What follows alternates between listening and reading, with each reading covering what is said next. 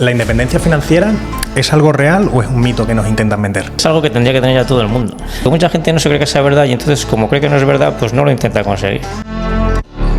Sí, es que si no invierten es cuando corren muchos más riesgos que si invierten. La forma de que sean la gente cada vez más rica es invertir, no hay otra manera. Gregorio Hernández es uno de los mayores referentes en inversión por dividendos en español. Autor de varios libros claves sobre libertad financiera, ha ayudado a miles de personas a vivir de las rentas. Hoy te enseña cómo construir ingresos pasivos para siempre. ¿Cuál es para ti la mejor estrategia para invertir en bolsa a largo plazo? Para mí la mejor es la inversión a largo plazo por dividendos, porque tiene la mejor combinación de facilidad, rentabilidad y seguridad, y el tiempo libre que te deja. Luego hay otras que son complementarias. ¿Cuál es la principal desventaja que tenemos a la hora de invertir en dividendos? A ver, es que ninguna estrategia es perfecta. Entonces, desventaja. Dime 3 empresas de las que estás comentando ahora mismo.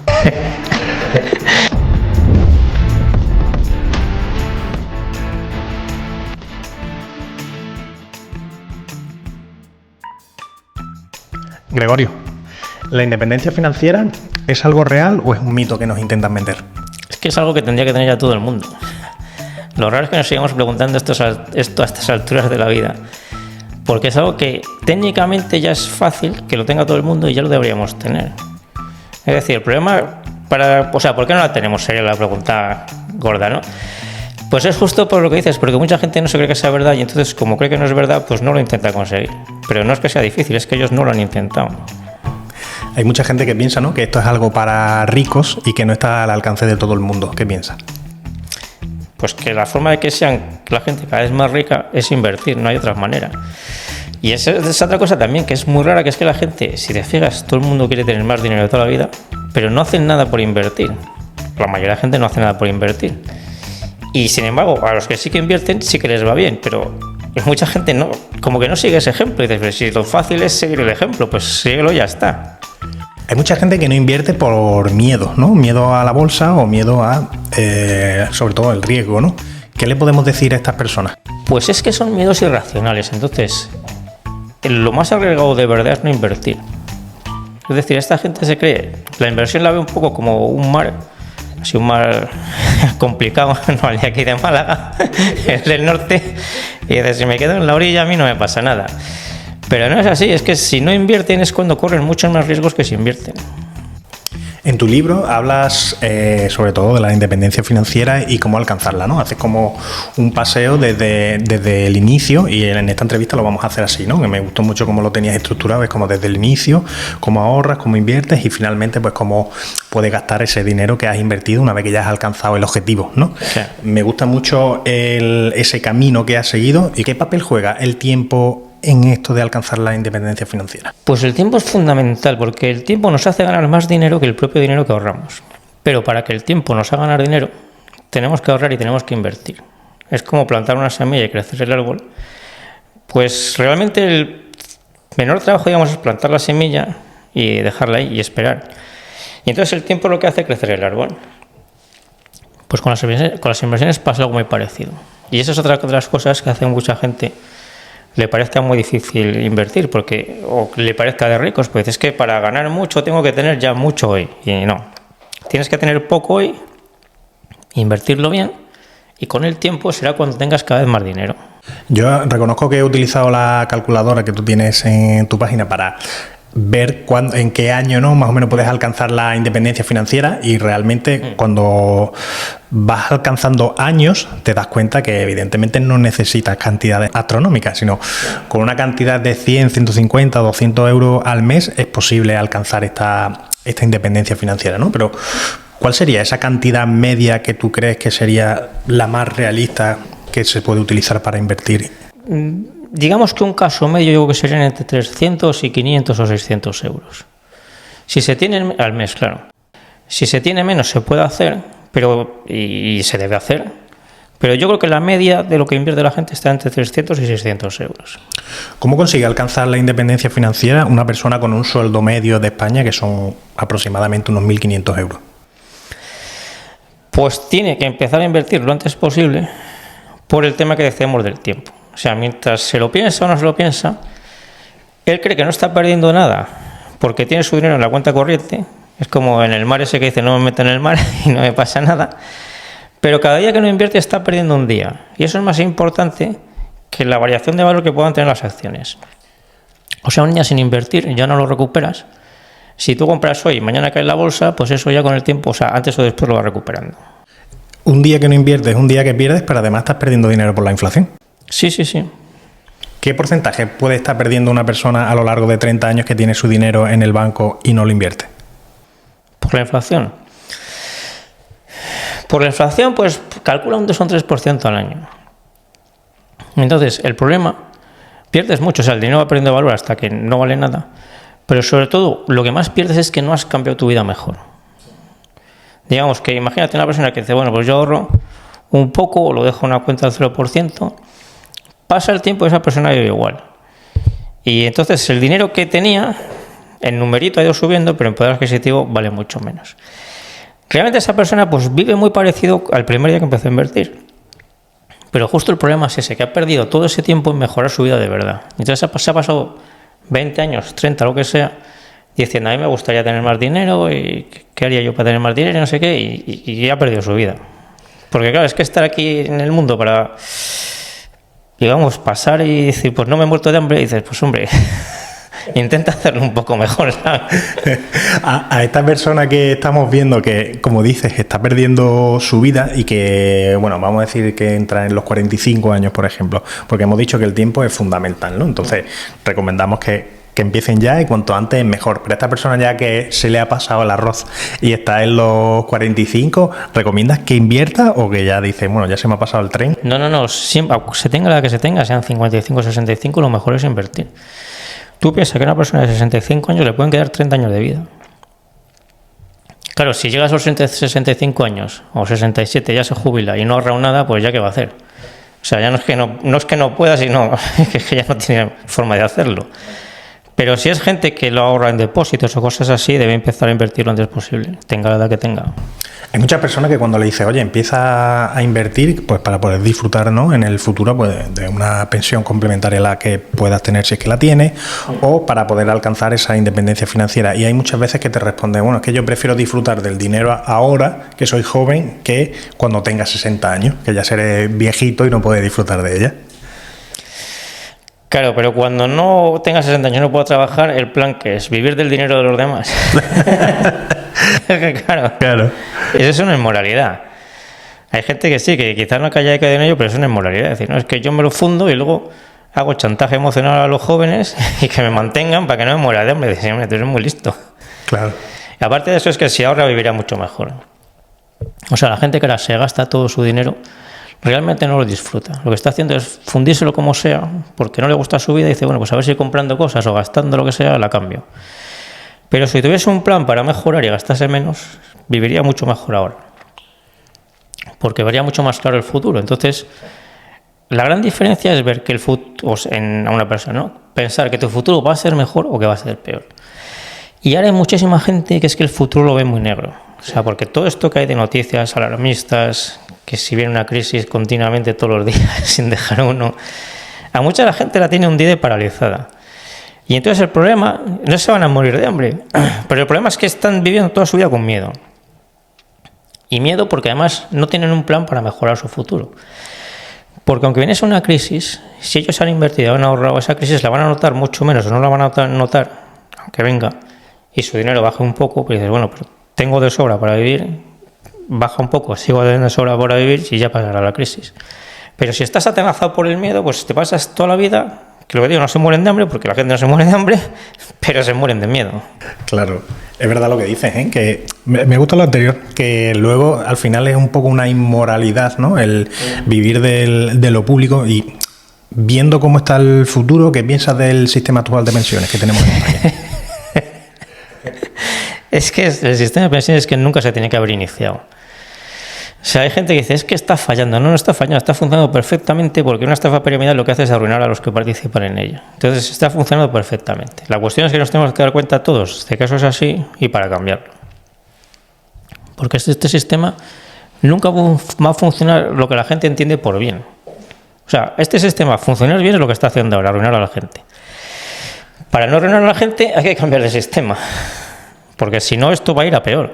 O sea, esa historia de que es la primera generación, que ya debe ser la segunda, que los hijos viven peor que los padres y tal y cual, no es casualidad ni es realmente por los políticos, es por el sistema de pensiones. Es que los trabajadores ahora están manteniendo a 9 o 10 millones de arruinados. En España, en Europa, cada uno lo suyo. Y claro, eso es una salvajada. Otra historia que dicen es que las pensiones fallan porque la gente no tiene hijos. Dicen, no, la gente no tiene hijos porque es que tiene que mantenerse a ellos mismos, a los arruinados que ya se han jubilado y encima supuestamente a sus hijos. Para tanto no estiro el chicle. Sí, ¿qué es lo que cambiaría del sistema actual de pensiones? ¿Primero te lo cargarías de primero? Claro, hay que pasar a capitalización ya. Entonces, eso siempre dice, pues ¿cómo se hace? Pues hay dos formas de hacerlo. Una, digamos, lo que llamamos el cambio suave y el cambio brusco. El cambio suave es manteniendo pensiones, no las que hay ahora, tienen que bajarse. Porque es un disparate. El nivel ahora de pensiones tiene... Claro, el que piensa que el sistema está bien, pues lo ve normal y dice, es que tampoco es tanto una pensión de 1.500 euros, ¿no? O sea, no es que sean pensiones de 20.000 euros al mes. Y no les parece tanto, pero claro, es que tienen que darse cuenta que es que realmente un jubilado es un arruinado. Entonces los trabajadores en un país de 49 millones no pueden mantener a 10 millones de arruinados, porque eso es un disparate. Entonces, realmente para el sistema de pensiones, todo el mundo mira a los jubilados y dice, esto es lo que hay que prestar atención. Pues la atención hay que prestarla en los que ahora son niños, los que no han nacido. Entonces, los jubilados tienen que aceptar bajar al sistema de su subsidio en la alternativa suave y entonces ellos cobrarían menos y los trabajadores podrían empezar a capitalizar. Si esto se hace además bajando el gasto público, pues se aumenta la riqueza total, con lo cual los trabajadores pueden capitalizar más. Y si se baja el gasto público, los jubilados ganarían, o sea, les ingresarían menos en su cuenta, pero si les quitas el IBI, impuestos municipales, todo esto, pero bajas el IVA, pues su poder adquisitivo podría incluso mantenerse. Y esta es la forma, digamos, más ordenada de hacerlo. Claro, al final es que entras en un círculo vicioso, como tú dices, ¿no? Entre pensiones, impuestos y demás, al final, pues si vas quitando de la cola, como bien decías, que es impuestos, pues tienes más poder adquisitivo, pero si esto no se toca y se ha intentado tocar el sistema de pensiones, es lo que decían, no, antes no, te tengo que bajar la pensión, claro, de primera te van a decir que yo me he ganado esto mis 30 o 40 años cotizados y que aquí no me quitan nada, pero claro, si a la vez tienes esas medidas paliativas que le vas quitando de la cola, evidentemente su poder adquisitivo no se ve mermado y por lo tanto el sistema cambia. Claro, es que es cambiar un círculo vicioso por un círculo virtuoso. Y aquí los que más tienen que hacer ahora son los jubilados, porque se tienen que dar cuenta que se han equivocado mucho aceptando este sistema y que tienen que reconocer su error. No pueden seguir pensando que es que ellos lo han hecho todo bien y ya han fallado todos los demás. No, han fallado ellos claramente. Es verdad que es una medida súper impopular que ningún político va a tener los pantalones de proponerla. Pero pueden salir partidos nuevos. También pasa una cosa, que es que los políticos, yo no sé si, de verdad, que conozco a algunos, yo de verdad no sé si saben que las pensiones son así o no lo tienen nada claro. Yo creo que no. O se hacen los tontos, que también puede ser. Yo creo que no les cuesta mucho hacérselos, porque es que de verdad que creo que no lo saben. ¿Tú consideras también que esto es parte del problema es por la educación financiera que tenemos en el país, que es un poco deficiente? Porque lo que explicas no es nada del otro mundo, es decir, no hay que ser Einstein para saber que lo que estás explicando tiene muchísimo sentido. Entonces, ¿piensas también que no les interesa que esta educación o esta cultura financiera, la gente que es más joven, la quiera? Yo creo que es un lío de responsabilidades de varios grupos. Entonces, o sea, a lo mejor hace, yo qué sé, de 30 o 40 años sí que podíamos decir que es que los políticos y los medios de comunicación no quieren que la gente sepa tal y cual. Pero ya en el 2025, con todo lo que hay en Internet, pues ¿qué más da lo que digan los políticos, sabes? Para que la gente se dé cuenta de que esto es absurdo. Entonces aquí ya tiene la culpa la gente, porque no se puede querer vivir una estafa piramidal. Y no se puede seguir diciendo, es que me lo tenía que haber enseñado en el colegio. Y dices, pero si Internet existe desde hace 30 años, ¿qué más te da que te lo hayan enseñado en el colegio, no? O sea, apréndelo tú y déjate de excusas. Entonces sí que es falta de educación financiera, pero la cuestión es que ¿por qué no se tiene más bien una cuestión psicológica de la gente que una cuestión de mala intención de los políticos. Claro. Hay una frase que me ha encantado en tu libro, que te la voy a leer, que dice: hay poca gente que llega a tener un sueldo llamativo en algún momento de su vida, pero todo el que tiene un sueldo normal puede llegar a tener un patrimonio llamativo que le permita vivir muy bien de su renta. ¿Cómo podemos lograr ese cambio de mentalidad para construir el patrimonio llamativo que te permita vivir de tu renta? Pues empezando a invertir lo antes posible. O sea, dándose cuenta que lo más importante es el tiempo. Entonces, tú tienes que ahorrar poco, digamos, plantar esa semilla y dejar que el tiempo lo haga muy grande. No tenemos que ahorrar mucho dinero. Y realmente nadie ahorra mucho dinero. O sea, en la relación al patrimonio que tiene. Se hacen estudios de gente que tiene mucho, que ha ganado mucho dinero, de artistas y realmente que ahora tienen muchos millones, y la mayor parte del dinero que han ganado ha sido invirtiendo y dejando pasar el tiempo, no con los millones que ganaron cada año. Claro, como ganaron muchos millones, pues ya ahora tienen muchísimos millones, ¿no? Pero aquí lo que importa es la relación entre lo que ahorras y lo que tienes. Entonces, tienes que ahorrar muy poco en relación a lo que conseguirás si lo inviertes. A la hora de tener un hogar, ¿consideras que es mejor comprar o alquilar para alcanzar esa independencia financiera? Pues ese tema no está muy claro. Es que depende mucho del precio de las viviendas. Y de la situación y de la persona y de todo eso. Entonces, yo no soy muy de que haya que alquilar toda la vida. A mí sí me parece bien comprar. Pero claro, también hay que tener en cuenta que si compras en época de burbuja, pues te va a costar un montón. Entonces, lo que sí que creo que es importante es retrasar lo máximo posible la compra o alquiler de la vivienda. Porque ese dinero lo ahorras, lo inviertes y ya empieza a crecer tu patrimonio. Y luego ya, pues claro, es que depende si es una persona soltera, si son casados, si viven en Málaga o en Pontevedra, ¿sabes? Es que eso ya... Hay una receta general, no se puede dar. Cuando alguien constituye una hipoteca para adquirir una vivienda, ¿harías amortizaciones parciales? Ahí no, ahí sí que se puede dar una respuesta bastante fácil. Tú tienes que ver la hipoteca como si fuese una inversión al tipo de interés de la hipoteca, que normalmente es muy bajo. Vamos a poner el 2%. Entonces puedes invertir en la hipoteca al 2% o en la bolsa al 10%, por ejemplo, ¿no? O vamos a ponerlo sin decir nombres. Si te dan a invertir en una cosa que te da el 2% y en otra que te da el 10%, ¿en cuál invertirías? Pues todo el mundo dirá en la del 10%. Pues le ponemos nombres, la hipoteca es la del 2% y la bolsa es la del 10%. Pues entonces no hagas amortizaciones anticipadas al 2% y lo inviertes al 10%. Luego veremos dónde invertir, porque es verdad que suena muy fácil, ¿no? Lo de invertir al 10 y luego veremos cómo... Sí, el 10 es un ejemplo para ilustrativo. Bueno, es que al 10, al 8, al 9, pero que luego vamos a ver cómo, dónde invertir, en qué invertir y por qué esa rentabilidad, ¿no? Pero antes me gustaría que una persona con ese sueldo medio que decíamos antes de 1.500 euros, que nos deje algún truco para que esa persona pueda ahorrar algo de ese dinero. Pues el mejor truco es que de verdad se dé cuenta que al ahorrar e invertir lo que está haciendo es construir su futuro y que con eso su futuro va a ser cada vez mejor. Entonces esa es la clave para que la gente invierta o no invierta. Si no, cuando no crees en una cosa no la haces. ¿Vale? Si la gente aprende ruso, pues es muy difícil, pues dices, pues ni empiezo. Pero el que lo necesita y encuentra la forma tal acaba aprendiendo ruso. Y la diferencia es que ha tenido motivaciones para aprender ruso uno y los otros no. Pues con esto pasa igual. Y esto es más fácil que aprender el ruso, afortunadamente. Sí. Pero la clave está en darse cuenta de que de verdad eso te va a mejorar tu vida o no creerlo. Claro, lo que pasa es que cuando tú ves, yo creo que a mucha gente le pasa que cuando ves el lapso temporal, es decir, normalmente son medias de 20 o 30 años los que...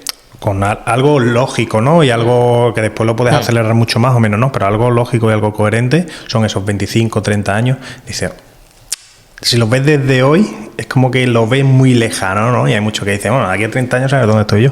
Claro, pero también piensa que es una cosa progresiva día a día. O sea, no es como si dijeses, lo meto en un sitio que no es lo que es y hasta dentro de 20 años no veo lo que tengo ahí, sino que cada día vas viendo que eso va aumentando. Y cada día vas viendo que dependes menos de tu trabajo. Entonces, aquí hay varios estados. El primero es cuando ya tienes, por ejemplo, 50 o 100 euros al mes de renta. Que no es que sea mucho, veces ya ves que tienes renta, ¿no? Ya ves que eso te funciona y que si sigues así va a crecer. Pero luego cuando llegas a tener, por ejemplo, el 30% de tus gastos, el 40, el 50, dices, yo ahora no podría dejar de trabajar. Pero si me echasen, yo podría sobrevivir hasta que encuentre otro trabajo. Y eso, por ejemplo, es algo muy importante. Incluso aunque no te echen nunca, pero vives de forma diferente a tus compañeros de trabajo, que están todo el día infartados porque en la empresa hay rumores de que si les echan no sé qué. Si tú tienes eso, dices, bueno, pues esperemos que no me echen, pero si me echan yo sé que puedo aguantar todo lo que haga falta hasta encontrar otro trabajo, que los demás no. Si tuvieras aquellas personas que tienen hijos, ¿les recomiendas abrir cartera desde que nacen a estos hijos o eres más de educarlos financieramente y que ellos sean lo que constituyen sus carteras? Es que yo creo que hay que hacerlo a la vez. Empezar a invertirles en acciones y a la vez aprovechar eso para educarlos financieramente. Y por eso son mucho mejores las acciones que los fondos. Porque si tú les compras acciones, les puedes explicar cómo funciona el mundo y lo entienden. Dice, pues mira, acciones de Iberdrola, que cada vez que encendemos la luz, pues Iberdrola gana dinero y luego cobra los recibos y nos paga el dividendo y tal y cual. Si lo metes en un fondo y dices, pues mira, esto es un fondo de muchas empresas, ¿y qué hacen las empresas? Pues de todo. Queda muy ambiguo, no es palpable. Entonces, en las empresas sí que los niños van viendo cómo funciona el mundo. Y yo creo que aprenderán a invertir y además luego aprenderán también a tener mejores trabajos o a montar negocios, a todo eso, porque van a entender cosas que los demás niños, cuando son adultos, no entienden.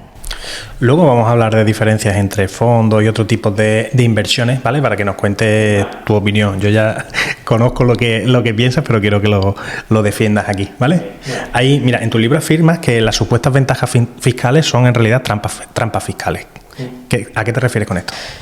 Pues que las ventajas fiscales es algo que parece obvio, pero que no se recuerda, o sea, no se tiene siempre presente, que las dan los políticos. Entonces, lo que hay que preguntarse es por qué las dan, porque como se dice de una forma impersonal, dice, pues los fondos tienen ventajas fiscales. Y parece que es que los gestores de fondos o tal son muy listos y han conseguido hacer un truco que tienen ventajas fiscales, y no es así. Lo que pasa es que los políticos dicen, a este producto le damos ventajas fiscales, que son cebos fiscales, porque queremos que la gente meta el dinero ahí. Entonces, lo que tiene que preguntarse la gente es por qué quiere los políticos y sus socios que metan su dinero ahí. Tiene que ser por algo, porque si no la fiscalidad sería igual para todo. Claro, es que uno de esas contraindicaciones, ¿no?, a la inversión en dividendos es justo por esto que estás comentando, ¿no?, por el ahorro fiscal que tienen los fondos versus las acciones en dividendos, que luego, como te digo, vamos a entrar en profundidad con dividendos, ¿no? Pero una vez que pasamos este bloque, ¿no?, de que hemos conseguido ahorrar, hemos conseguido que esta persona que tiene 1.500 euros ha cambiado ya de mentalidad, sabe que el tiempo juega a su favor y que cuanto antes empiece va a ser mucho mejor. Pero una vez que ya tiene ese dinero ahorrado, ¿dónde puede invertirlo? Pues para mí el mejor sitio es la bolsa, porque te permite invertir de forma fraccionada, diversificar mucho y de invertir en cosas muy buenas. O sea, un piso lo tienes que comprar de golpe, no puedes comprar trocitos de piso. Además, tienes todo el riesgo concentrado en una sola inversión. Además, lo tienes concentrado seguramente en tu ciudad, tu país por lo menos. Y sin embargo, las acciones puedes diversificar en muchas empresas distintas que son de muchos países del mundo. Incluso aunque sean españolas, están invertidas en muchos países del mundo. Y verdad, lo que decíamos antes, pues está en España, pero también está en el Reino Unido, está en Brasil, está en Estados Unidos, está en muchos otros sitios. Y además puedes ir comprando en diferentes momentos. No tienes que coger 100.000 euros y meterlos en Iberdrola, sino que metes 500 o 1.000 y dentro de 6 meses o de 3 compras otros 500 o 1.000 euros de Iberdrola y entonces has invertido en Iberdrola, pero en muchos momentos diferentes del tiempo. Hay una pregunta que es muy recurrente que yo suelo hacer y ¿piensas que es buen momento para invertir? Es que siempre es buen momento para invertir, porque, o dicho de otra forma, es que nunca ha sido un momento ideal para invertir.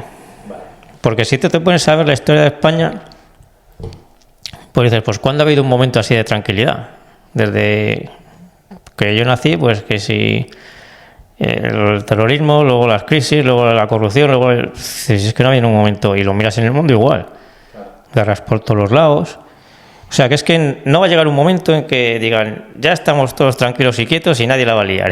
Así que ahora podéis invertir con tranquilidad. Yo me voy a poner en la mente de esta persona que nunca ha invertido y siempre dice, no, es que ahora la bolsa estoy leyendo que está alcista, ¿no? Y no voy a invertir porque es que entonces está alcista. Pero cuando está bajista dice, no, es que la bolsa está cayendo y se vaya a cero. Voy a esperar a que baje, a que baje, a que baje. ¿Qué le decimos a esta persona? Pues precisamente es lo que te comentaba antes, es que puede invertir poco a poco. O sea, que no meta a todos, imagínate que tiene 10.000 euros. Pues que no meta los 10.000 euros de golpe, que meta ahora 500 euros y el mes que viene otros 500 y va ahorrando al mes lo que pueda y así va invirtiendo poco a poco. Si esto es un mínimo, pues habrá hecho compras buenas. Si luego va a caer un poco más, pues las siguientes compras serán más baratas. Y entonces esto es una de las ventajas de las bolsas, que lo puedes invertir, puedes diversificar en muchas empresas de muchos países del mundo y además puedes diversificar tu inversión en el tiempo. Si compras un piso ahora y estamos en una burbuja, pues te lo has comido, porque no lo puedes comprar poco a poco. Claro. ¿Por qué crees que muchos empiezan invirtiendo haciendo trading? Bueno, porque el trading engancha. Hostia. O sea, estamos en un mundo en que hay muchas adicciones y el trading genera adicción. En Estados Unidos hay organizaciones como Alcohólicos Anónimos, de Traders Anónimos. Ah, sí, no lo sabía. Sí. Porque ver los numeritos moviéndose constantemente enganchan. Es muy cortoplacista, ¿no? Sí. Pero la mente es algo como... Se parece un poco... Eso sí que se parece un poco a los juegos de azar y esas cosas. Ver los números que se mueven y pensar que si tú aciertas y... Te engancha también intelectualmente al pensar que es que si yo soy más listo que los demás haciendo esto, que es fácil porque estás sentado en tu casa, pues voy a ganar mucho dinero. Y luego otra cosa que pasa con el trading, un problema que tienes es que acaba siendo muy aburrido. Pero de momento es una cosa que engancha. Ahí me gusta esto que dices, porque claro, hay gente que no empieza a invertir en bolsa porque lo asemeja al trading. Es decir, hay gente que piensa que invertir en bolsa es estar todo el día detrás de un ordenador esperando a ver los numeritos cómo suben y cómo bajan para darle al botón de comprar. ¿Qué le podemos decir a estas personas para que le pierdan ese miedo a la inversión en bolsa? Pues que eso es una forma de invertir en bolsa, pero no es la única, que hay muchas más. Y hay otras que son completamente diferentes a eso. Mucho más tranquilas, tienes que dedicarle muy poco tiempo. Además no ves que baje otro suba el numerito, te da igual, sino que es más bien entender el negocio de la empresa y seguir su evolución y que es muy entretenido y todas estas cosas. Ahora que hemos hablado de trading, ¿qué diferencia hay entre el trading y las opciones financieras? Bueno, es que las opciones son un tipo de producto que se puede usar para hacer trading y se puede usar para hacer otro tipo de estrategias. O sea, las opciones o las acciones, quizá quede más claro que las acciones. Con las acciones tú puedes hacer trading, invertir a largo plazo, invertir a medio plazo, muchas cosas. Por las opciones también puedes usarlas para hacer trading, como complemento a largo plazo, para estrategias de medio plazo. Es que no quiero entrar mucho en profundidad con las opciones porque es verdad que es un producto que es bastante complejo y daría para un capítulo solo. Entonces vamos a ver otro tipo de inversiones que suelen ser las comunes y vamos a ver qué diferencia hay entre la inversión en dividendos con esta, ¿no? Entonces, ¿por qué es tan común la inversión en fondos indexados? Porque a primera vista es más fácil en el sentido de que no tienes que pensar. Dices, lo meto en un fondo y ya me olvido. Luego lo pasa, el problema es que tu dinero crece más lentamente y sobre todo las rentas crecen más lentamente. Y además no tienes una renta real, que es lo que de verdad te cambia la vida, porque la gente que mete el dinero en fondos indexados o fondos, pues lo que suele pasar en la práctica es que luego viven mucho peor de lo que podrían. Porque como no tienen una renta, pues volviendo a lo de antes, de una persona que tiene 65 años debería empezar a invertir, sí, porque le quedan muchos años de vida. Pues una persona que ha invertido toda su vida, llega a 65 años, pero lo tiene en fondos, pues precisamente porque le quedan muchos años de vida, no sabe cuánto se puede gastar cada año. Y entonces, si tuviese dividendos que le cayesen de 50.000 euros o 100.000, pues diría, esto es lo que me puedo gastar. Me lo gasto y sé que por la subida de beneficios el año que viene tendré más. Pero si tiene el dinero en fondos, dices, si me gasto 50 o 100.000 y luego se me acaba, pues ¿qué hago? Pues vivo con 30.000. Entonces en la práctica hacen eso, viven mucho peor de lo que podrían haber vivido. Y eso es una pena por ellos, pero también por la sociedad, porque si esa persona gastase más, pues los jóvenes tendrían mejores trabajos. Si esta persona gasta menos, ellos tienen menos dinero, o sea, viven peor, pero además no le dan buenos trabajos a los jóvenes, porque tienen el dinero ahí como conservado en una urna, a ver si se me va a acabar y la vamos a liar. Y además, claro, eso hace que con los dividendos vives tu vida con alegría, porque dices, cada vez puedo gastar más, y con otros están siempre viviendo con miedo. Cada vez que sacan dinero lo sacan con miedo. Dice, a ver si voy a sacar un poco de más y luego lo lío. Esto que comentas de los fondos indexados lo he visto en herencias. Es decir, al final adquieren una cartera de fondos enorme y resulta que el padre, el abuelo, quien sea, nunca ha tocado ese dinero. Nunca. Nunca lo ha tocado. Es que yo lo he visto, o sea, tú lo has visto más por las herencias, pero yo en mi no lo he visto. Es que lo tienen así, como como si no se pudiese tocar. Y claro, pues es una pena. Que siempre van, es decir, por la excusa, no sé si la excusa, ¿no? O la idealización que tienen de los fondos indexados es el interés compuesto, ¿no? Es que esto te va a rentar un 8 o un 9% anual y vas a jugar con el interés compuesto, que a largo plazo pues vas a ir multiplicando este dinero. Si el interés compuesto lo tienes con todo. Cualquier producto tiene interés compuesto. Las acciones, los fondos, los indexados, los depósitos de los bancos también, los bonos también. Lo que pasa es que cada uno va a una diferencia, a una velocidad porque crece más o crece menos, pero el interés compuesto lo tiene todo. ¿Qué diferencia de peso hay entre los fondos indexados y invertir en acciones que reparten dividendos? Pues lo fundamental es que tienes más renta, que es lo que te cambia la vida con las acciones. Y esa renta además la tienes antes. Entonces, al final lo que quiere la gente es como lo de la publicidad, que al final lo que quiere la gente no es una cámara de fotos o una tele, lo que sea, que tenga tantos megapíxeles con un procesador no sé qué, un montón de detalles técnicos, sino que quiere pues ver mucho mejor los paisajes. Pues con esto pasa igual. O sea, ¿qué es lo que quiere la gente al invertir? Pues lo que quiere es que sus inversiones, lo tengan como lo tengan, le den unas rentas de las que pueda vivir. Pues eso, como lo consigues antes y mejor es con las acciones. Con los indexados ganas dinero, pero lo ganas más lentamente, la renta crece aún más lentamente. Y luego pasa lo que decimos, que es que ¿cuánto sacas? Si es que eso no lo ha inventado nadie. ¿Cuál es la cantidad ideal para sacar, para vivir bien? Pues no lo ha inventado nadie. O sea, y me lo decían en otra entrevista, es que yo veo que en todas las demás cosas te dicen cómo meter el dinero, pero nunca te dicen cómo sacar el dinero. Y en los dividendos sí que veo claro cómo me dices cómo voy a vivir yo de los dividendos luego. En los demás es que nunca te dicen cómo vivir. Yo en todas las entrevistas que hago, cuando se habla de fondos indexados, siempre de las preguntas finales es justo esta, ¿no? Que, bueno, una vez que ya hemos conseguido cierto capital, ¿cómo vivimos de los fondos indexados, ¿no? Y siempre la respuesta es recurrente, ¿no? Es la famosa regla del 4%. Sí, pero el 4% no funciona porque llega un mercado lateral y empiezas a comerte el patrimonio y luego no te recuperas.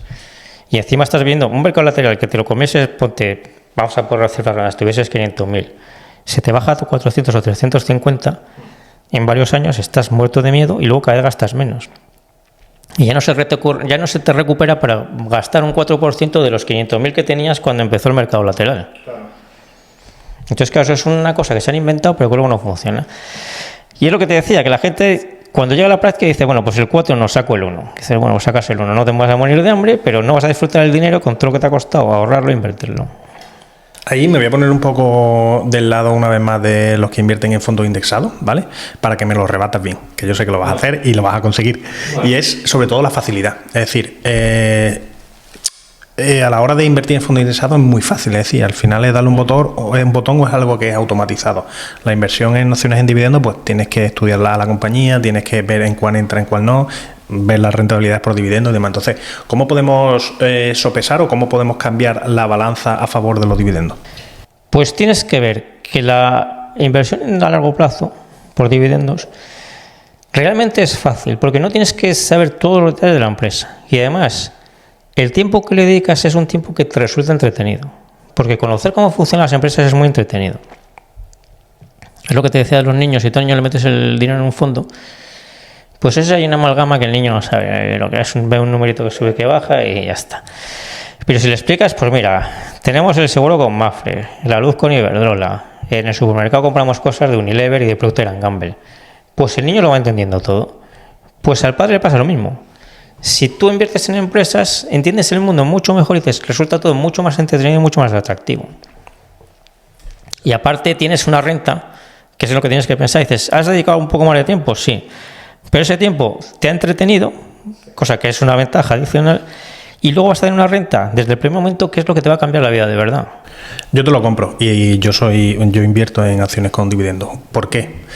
Y uno de los motivos es porque es palpable. Es decir, aunque inviertas 100, cuando te toque el trimestre o al mes o cuando te toque, aunque veas un euro, pero ya estás viendo el euro, ¿sabes? Es decir, ya lo estás viendo que dices, coño, he ganado 1 euro. Bueno, será lo que sea, un 3, un 10, un 5, un 2, pero es 1 euro, ya lo has ganado. En fondos no, en fondos tú, es lo que dicen, ¿no? Ves números que suben y que bajan, pero no lo palpas, no lo percibes, luego dices, bueno, he ganado 6 euros, vamos a reinvertir 1 euro, que 1 euro, bueno, dentro de 30 años pues será lo que sea. Entonces, es muy palpable. Sí. Y luego la diferencia es lo que dices, que has visto de unas diferencias, y yo he visto en mucha gente, lo que digo, que cuando llega el momento de sacarlo, no se atreven a sacarlo. Y entonces es que se pasa en la vida con miedo. La gente que vive con dividendos, yo los que yo conozco, pues están contentos. Me tengo tanto para gastar, me lo gasto, tengo planes, tengo aficiones. Los que lo sacan de fondos están siempre mirando las noticias, que si va a venir una crisis, que si no va a venir, que si va a subir la bolsa, que si este dice que va a subir, que el otro dice que va a bajar, que no sé si vender ahora o mañana o el mes que viene. Y entonces ahí es cuando le echan mucho más tiempo del que le habrían echado los dividendos, porque están obsesionados con si la bolsa va a subir o va a bajar. Claro, vamos a ver otro tipo de inversiones que suelen ser típicas y la hemos hablado previamente, de la inversión en inmuebles. Dime qué diferencia, hombre, la diferencia es clara, en cuál es la diferencia entre inmuebles y la inversión en acciones por dividendos y por qué tú optarías por las acciones que reparten dividendos. Claro, bueno, inmuebles entiendo que estamos hablando de comprar una vivienda y alquilarla, ¿no? Y alquilar, sí. Porque en inmuebles hay muchos tipos de... Entonces, comprar una vivienda y alquilarla. La bolsa la puedes diversificar más. Entonces, si comprases ahora un poco y viene una crisis, pues luego en los próximos meses y años compras más. Con las viviendas no puedes hacer eso.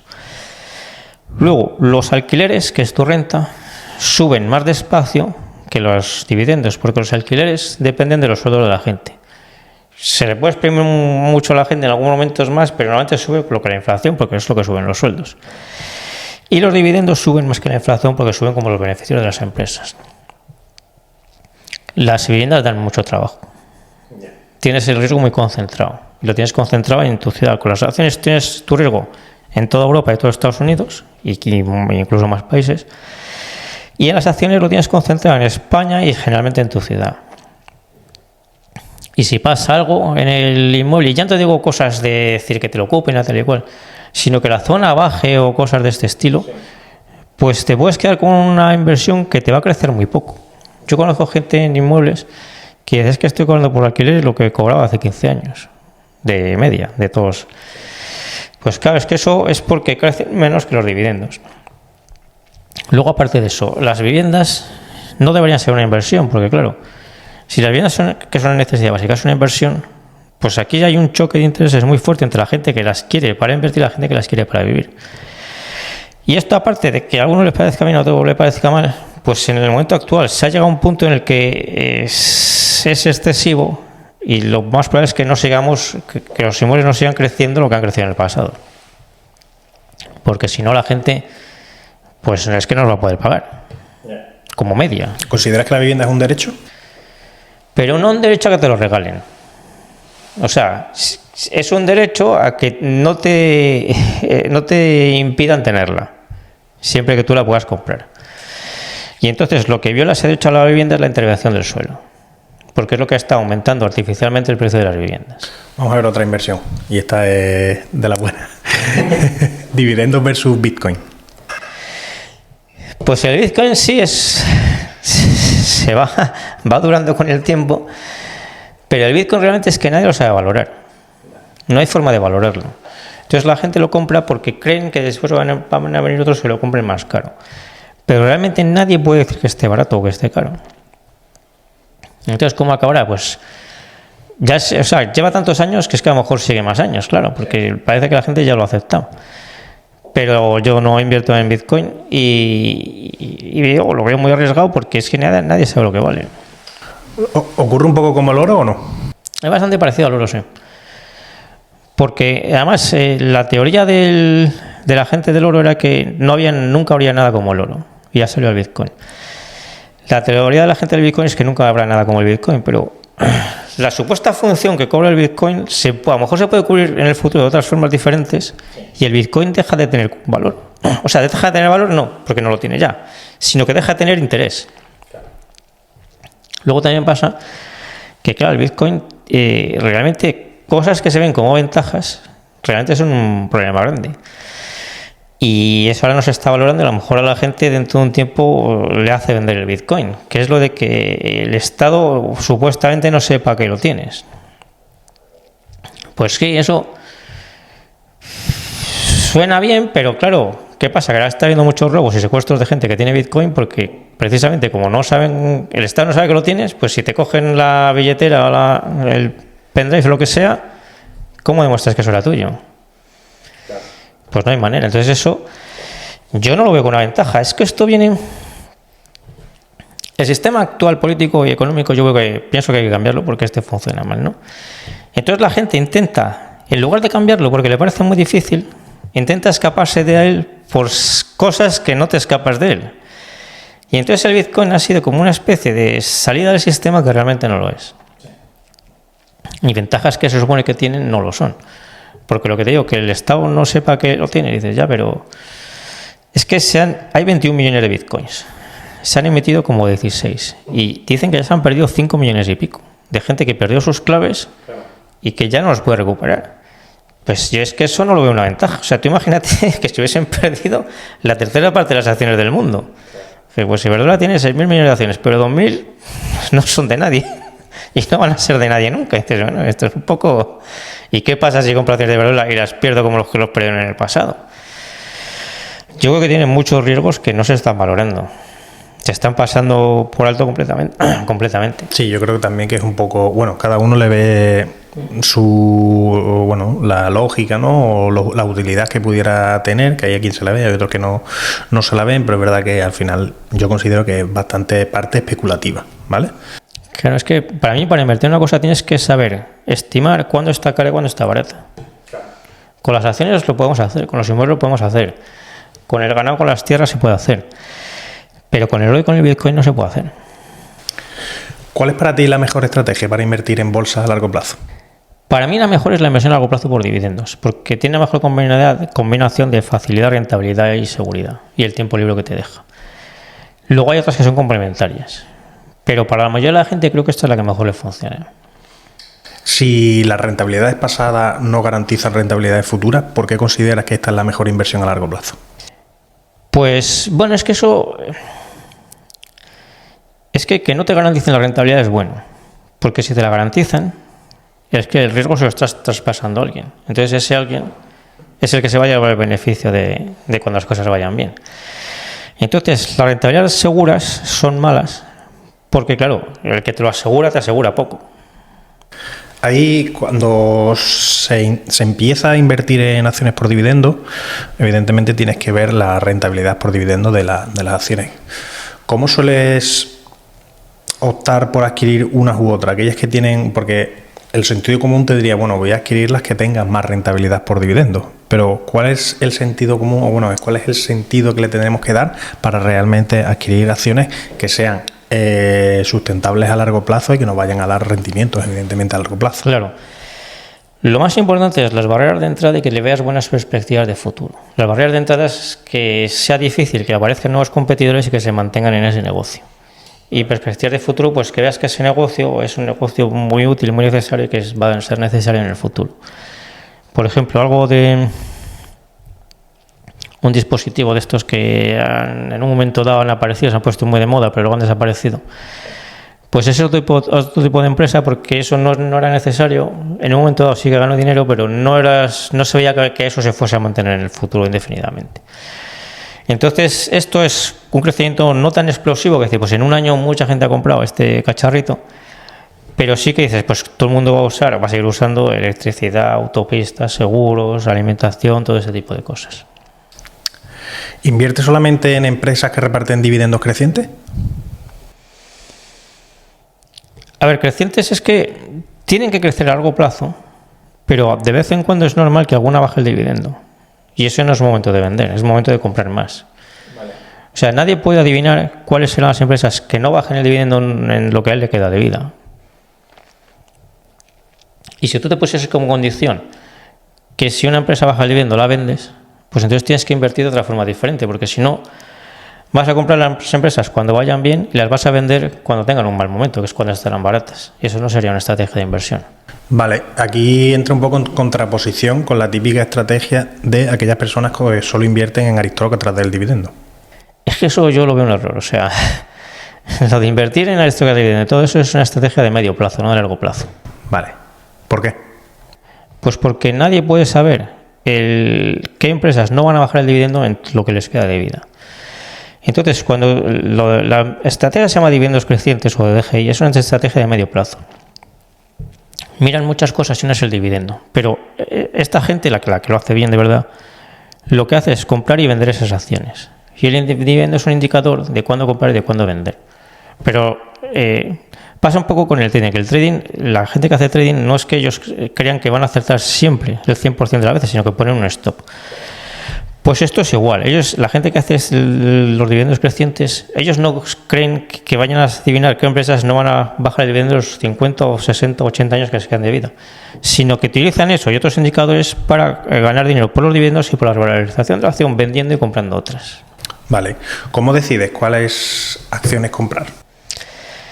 Pues primero, yo creo que hay que hacer una selección de empresas de las que te parezcan buenas de estos sectores que hemos dicho y otros. Y luego vas viendo cuáles están más baratas en cada momento. ¿Cómo podemos saber cuándo una empresa está barata o está cara? Dentro de este tipo de empresas, porque no valen, o sea, para empresas estables, pues el PER y la rentabilidad por dividendo son indicadores muy buenos. Para otro tipo de estrategias, otro tipo de empresas, el PER y la rentabilidad por dividendo no funcionan bien.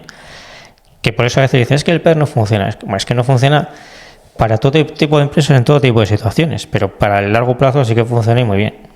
Para aquellas personas que no sepan lo que es el PER o la rentabilidad por dividendo, ¿nos lo podrías explicar? Sí. El PER es la cotización dividida entre el beneficio por acción de la acción, que es de todo el dinero que gana la empresa, pues cuánto le corresponde a cada una acción. Si la empresa cotiza 10 y el beneficio por acción es de 1 euro, el PER es 10. Si sube a 12, el PER sube a 12. Si cae a 8 euros, pues el PER cae a 8. Vale. ¿Y la rentabilidad por dividendo cómo la calcula? Pues es el dividendo por acción entre la cotización y multiplicado por 100. Voy a volver atrás porque hay una... No me quiero dejar esta pregunta porque la hago mucho y nadie me la responde. A ver si consigo que alguien me la responde. ¿Cuál es la cara oculta de los fondos indexados? Los fondos indexados son un poco como jugar al póker enseñando tus cartas. Entonces, si tú te fijas, pues es muy habitual que las gestoras que tengan indexados tengan también hedge fund. Entonces, los indexados se sabe que van a comprar y que van a vender cada día más o menos. Entonces, los hedge fund pueden tomar posiciones contrarias a los indexados. Y eso combina muy bien para el dueño de todo el conjunto. Vale. Es que es una... Cada vez que hago esta pregunta me dicen, es que no tiene cara oculta. Todos son beneficios. Las empresas que van a entrar a los índices se sabe por los comités que los hacen, por las reglas, todo esto, y pues la compramos antes de entrar al índice y luego se las vendemos a los indexados. ¿Por qué consideras que los dividendos son el factor más relevante de la bolsa? Porque en las empresas serias es como la esencia de todo lo demás. Claro que hay teorías de que se podría hacer las cosas muy mal. Es como, no sé, pues imagínate un atleta, el resultado que tiene los Juegos Olímpicos es la esencia de sus 4 años de entrenamiento. Y dices, hombre, sí, pero uno podía hacer trampas, bueno, pero no pasa. Pues con los dividendos pasa igual. Cuando una empresa paga dividendos estables y crecientes, aunque tenga alguna bajón de vez en cuando, pues es que su negocio va muy bien y tiene muy buen futuro. Sí. Entonces eso se resume, digamos, en el dividendo. Porque claro, se dice, es que sería mejor que la empresa reinvierta el dinero, cree nuevos negocios, no sé. Y sí, pero es que si después de hacer todo eso paga dividendo todos los años y lo paga estable y creciente, pues es que la empresa es muy buena. ¿Tú piensas que todas las empresas deberían repartir dividendos? No, todas no. ¿Por qué no? Sí, en teoría es lo más sano, ¿no?, para la empresa. Claro, pero depende de la fase en la que esté en la empresa. Por ejemplo, una empresa pequeña que esté creciendo, es correcto que no pague dividendo. Y luego hay empresas que son cíclicas que realmente no pueden pagar un dividendo estable. Esas empresas son un poco filosóficamente, o sea, si te pones a pensar, es un poco complicado de entender por qué invertir en ellas. Porque son empresas que sí tienen subidas, pero luego tienen bajadas, y subidas y bajadas, los beneficios no son estables. Y entonces dices, es que realmente, o sea, ¿a quién le interesa estar toda la vida invertido en ellos? Pues a muy poca gente. ¿Y a quién le interesa comprar cuando están arriba si es muy probable que caigan después? Porque pues a poca gente, pero el caso es que existen. El caso es que esas empresas, o sea, son un caso complicado de meter en la cabeza si piensas realmente, como pasaba también antes con tecnológicas, que ganaban mucho dinero, pero tenían que invertir todo su dinero en crear el siguiente producto, el siguiente teléfono móvil, el siguiente videojuego. Y entonces era un círculo hasta que al final fallaba. O sea, todo lo que ganaban se reinvertía en el siguiente producto y no se pagaban dividendos. Si el siguiente producto iba bien, todo lo reinvertía en el siguiente. Y así hasta que uno iba mal y la empresa, las acciones no valían nada. Decías, pero esto, al final, ¿qué sentido tiene esto como inversión? Pues eso es un poco complicado de entender, ¿eh? Claro. ¿Qué importancia tiene diversificar a la hora de invertir a largo plazo? Pues es muy importante porque vives tranquilo. Entonces, claro, si todos o supiésemos cuál es la empresa que más va a subir, pues solo compraríamos esa empresa. Pero como eso no lo sabe nadie, pues tienes que diversificar. Y no solo porque al resultado final vaya a hacer un otro, sino porque ibas tranquilo durante toda tu vida. Porque si tienes solo empresas, por ejemplo, de alimentación, y en un momento dado salen malas noticias del sector de alimentación, pues tú te vas a poner muy nervioso, aunque luego pase y no sea nada, pero a lo mejor vendes en un mal momento. Si lo tienes repartido, pues no te pondrás tan nervioso y mantendrás ese bache e incluso comprarás algo más. Pero si no estás diversificado, eso a ti te va a afectar muchísimo. A la hora de diversificar, ¿en qué recomiendas? Es decir, ¿en divisas, en países, en sectores? Sí, sobre todo en sectores. Ahora son más importantes los sectores que los países. Porque hace 30, 40 años las empresas no estaban casi internacionalizadas. Y entonces comprabas, o si comprabas una empresa de un país, una eléctrica o lo que sea, te diversificaba con el otro país. Pero ahora, pues, Telefónica está en Reino Unido y en España, Brasil y Alemania. Y Deutsche Telekom está en Alemania. Y Vodafone está ha vendido España, pero está en Reino Unido. Entonces, el sector teleco funciona bastante parecido, me refiero. Por países no están tan diversificados. Por eso, aún así sí que es bueno diversificar por países, pero es más importante ahora por sectores que antes. ¿Recomiendas invertir solamente en bolsa americana, que es algo muy común? No, eso no. Yo creo que es mejor repartir. Es que la bolsa americana no es mucho mejor que la europea. A veces destaca por ejemplo, porque ahora las tecnológicas han subido mucho. Pero si tú miras sectores, son muy parecidos e incluso en algunos casos son mejores las europeas que las americanas. Vale, es que es muy típico, ¿no? Únicamente, pues, que ya sabes, que si Colgate, Coca-Cola, Pepsi, ¿no? Las típicas, pero luego a la hora de invertir en acciones europeas no es algo que sea tan común. Bueno, y en españolas ya menos todavía. Pero las empresas españolas hay muy buenas. Dime 3 empresas españolas que repartan dividendos que sean muy buenas. Pues mira, por ejemplo, la principal constructora de Estados Unidos, que es ACS, Iberdrola, Inditex, Viscofan, Vidrala, muchas.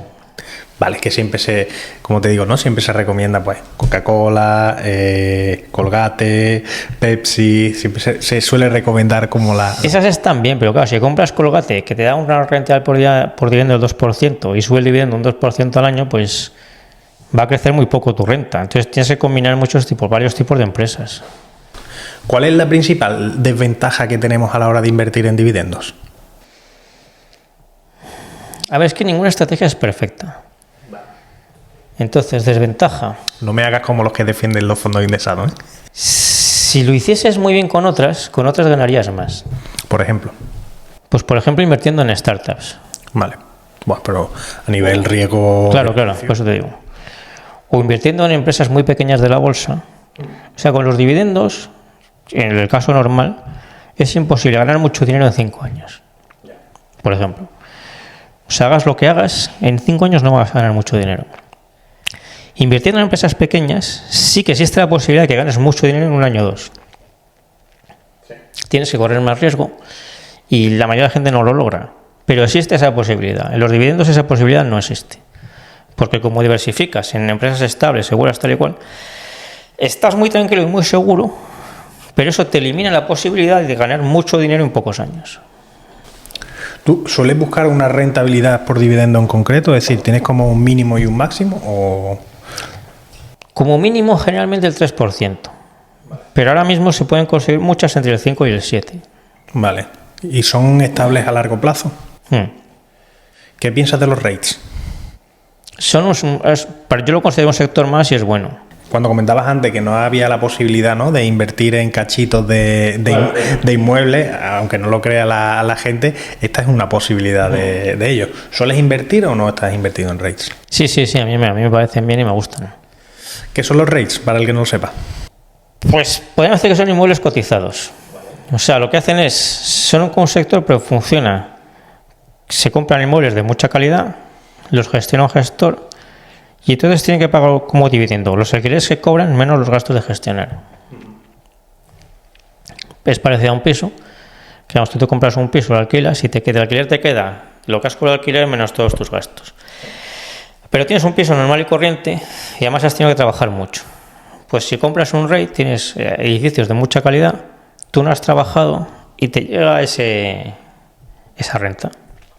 Yo normalmente cuando hablo de invertir en acciones en dividendo, suelo decir que tiene como un doble beneficio, que es la revalorización de la acción, y si es dividendo creciente, pues el crecimiento de ese dividendo. Pero ¿qué más beneficios puedes tener? Económicamente esos son los principales.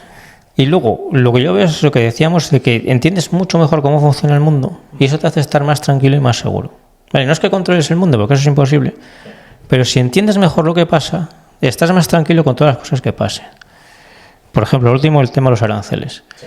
Si tú inviertes por dividendos, si entiendes las empresas y cómo les afecta, dices, bueno, pues esto no va a ser mucho. Si estás en fondo, si no te has mirado todo este tema, no lo entiendes, pues te puedes asustar mucho pensando que es que el mundo se va a hundir otra vez más, supuestamente porque esto va a ser la ruina. Hay otro beneficio que le suelo ver, y es que las caídas no caen tan repentinas, es decir, no caen tan abruptamente como suelen caer pues acciones tecnológicas y demás. Entonces, tu cartera es como que vas viendo poquito a poco cómo va cayendo y psicológicamente pues mejor, oye. Sí, y si quieres entrar en detalles, pues tiene ventajas fiscales, porque cuando una de tus acciones cae, vendes la acción y compras futuros, por ejemplo, entonces tienes un beneficio fiscal manteniendo la posición. Que eso no lo puedes hacer con fondos ni con indexados, por ejemplo. ¿Puedes entrar en ese detalle? Algo bastante técnico, pero ¿puedes entrar en ese detalle? Sí, tú te compras una acción a 10 y por lo que sea te ha caído a 5. Pues entonces vendes la acción a 5 y pierdes esos 5 euros. Que con esos 5 euros pagarás menos impuestos. Pero a la vez compras el futuro a 5, a esos mismos 5 euros, y 2 meses después el futuro lo conviertes en acciones. Con lo cual, al pensar en tu patrimonio es como si no hubiese pasado nada, porque has cogido la bajada y luego cogerás la subida, pero en medio has tenido una pérdida de 5 euros por acción que te reducirá los impuestos en muchos miles de euros normalmente. Correcto. ¿Cuál es la cantidad mínima invertida que debemos de tener para poder vivir de rentas pasivas? Claro, pues ponte que 1.000 euros al mes sean, según el momento, entre 200 y algo, 300.000 euros. Más o menos. Pero es lo que decía, no tienes que ahorrar ese dinero, sino que eso lo llegarás a tener ahorrando unos cientos de euros al mes. Es que hay un dato que me ha gustado mucho del libro, con el ejemplo que sueles poner de estas dos personas, que cuando pasaban 30 años había uno, te hablo de memoria, que tenía un patrimonio creo que de 1.800.000 o 2.100.000, si no me falla la memoria, pero únicamente había invertido 300.000. Sí, cosas de ese estilo. ¿Puedes explicarnos esto para que una persona vea la importancia del futuro? Claro, pues es que al principio tú ahorras, por ejemplo, 1.000 euros y el año que viene tienes 1.100. Entonces casi todo el dinero que tienes es el dinero que te has ahorrado. Pero esos 100 euros, que el primer año parecen poco, van creciendo y llega un momento que a lo mejor son 10.000 euros y tienes los 1.000 euros que tú ahorraste y 9.000 que han salido de esos 10.000, que es de esos 1.000 primeros. Es un poco lo que le ocurre, ¿no? Que siempre sale... Y llega más, a 20, a 30, sí. La famosa noticia, ¿no? Que siempre sale cuando lo recibe Warren Buffett los dividendos de Coca-Cola, que han multiplicado por no sé cuánto la inversión. Es decir, que cada año creo que duplica lo que invirtió en su momento en Coca-Cola. Y esto es efecto, pues justo de eso, ¿no? Del gran efecto bola de nieve que se produce también con los dividendos. Claro, es el paso del tiempo, que es lo que decíamos, la semilla, tú miras una semilla, miras el árbol y dices... Yo solo puse la semilla, que eres muy poco, y de ahí ha salido el árbol. Pues con el dinero es que pasa eso mismo. ¿Nunca vendes las acciones que compras con esta estrategia de inversión por dividendo? Con esta estrategia no, solo cuando llega una OPA de exclusión, como ahora con Capitalana Occidente. O por el tema fiscal que te digo, que la vendes pero realmente no la vendes. ¿Por qué la venderías por una OPA? Bueno, si hay una OPA de exclusión es que si te fuerzan a vender no puedes elegir. Porque es una venta forzada. Esto antes no se podía hacer, y a lo mejor tú has visto casos, porque llegaba una OPA y decían, bueno, pues queremos comprar el 100% de la empresa, pero el que no la venda, pues se las queda. Y en herencias que estaban por ahí bloqueadas y tal y cual, pues nadie podía ni decir que sí ni decir que no. Y entonces se quedaban las acciones y luego cuando ya se repartía la herencia, pues el que la recibía decía, joder, tengo unas acciones en una empresa que no cotiza, que no sé qué hacer con ella. Y en juzgados también, que estaban como garantía de historias y tal y cual. Y entonces, bueno, pues claro, pues siempre quedaba alguna de estas. Y cambiaron la ley, tiene ventajas y desventajas, y entonces si se pasa de, por ejemplo, el 95%, varía de un caso a otro, pues la empresa puede decidir, la empresa que hace la OPA, que quiere hacer una venta forzada. Que la venta forzada es que sin que esas personas den orden, se les quitan las acciones y se les da el dinero. Hay algo que suele ser bastante complejo, ¿no? Y es que es un poco lo que tira para atrás, ¿no?, a la gente de la inversión en empresas que reparten dividendos, y es el analizar esa empresa, ¿no? Es decir, ¿existe algún método o alguna fórmula que sea más sencilla a la hora de analizar, o existen programas que te puedan hacer este análisis y puedas simplificar esta tarea? Sí, es que en el libro cuento el análisis sencillo. Es que no hay que complicarse mucho la vida, porque al elegir estas empresas, es lo que te decía, no vas a elegir empresas que te puedan subir muchísimo en un año. Pero a cambio de eso, te facilitas muchísimo el trabajo. Entonces, si ves, por ejemplo, Danone, pues Danone no tienes que hacer grandes análisis. O sea, Danone ya llevas desde que eras pequeño comiendo los yogures y las natillas de Danone, y ya las conoces toda la vida y sabes que vas a ir vendiendo yogures, natillas y agua y lo que sea.